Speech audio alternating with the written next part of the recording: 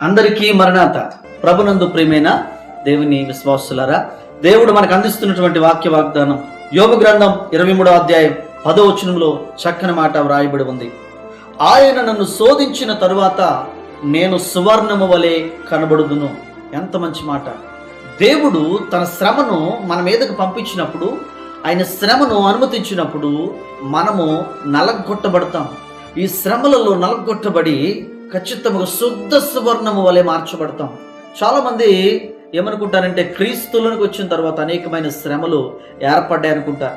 లోకంలో ఉన్నంతకాలం నువ్వు లోకంలో ఉన్న వ్యక్తివి. నిజానికి దేవుని బిడ్డగా నువ్వు మారాలంటే నీలో ఉన్న పాపమంతా పోవాలి.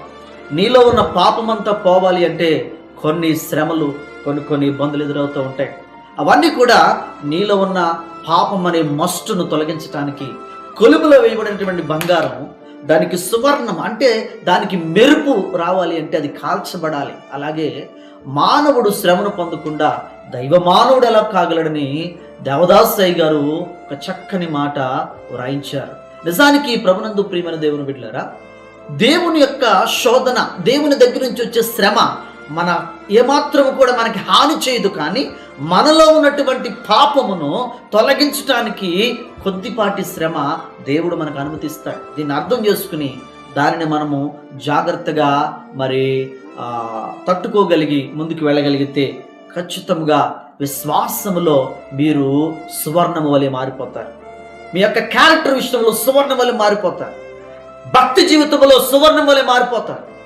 కాబట్టి అలా మారిన నీవు పరలోకానికి ఎలిజిబుల్ అవుతావు, వారసుడు అవుతావు. అలాంటి భాగ్యం కావాలంటే కొంత శోధన భరించక తప్పదు.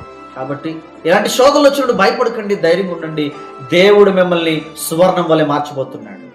తన బిడ్డగా ఉండుటకు ఆయన మిమ్మల్ని సువర్ణం వలె మార్చబోతున్నాడు. అర్థం చేసుకోండి. అందరికీ మరణాత.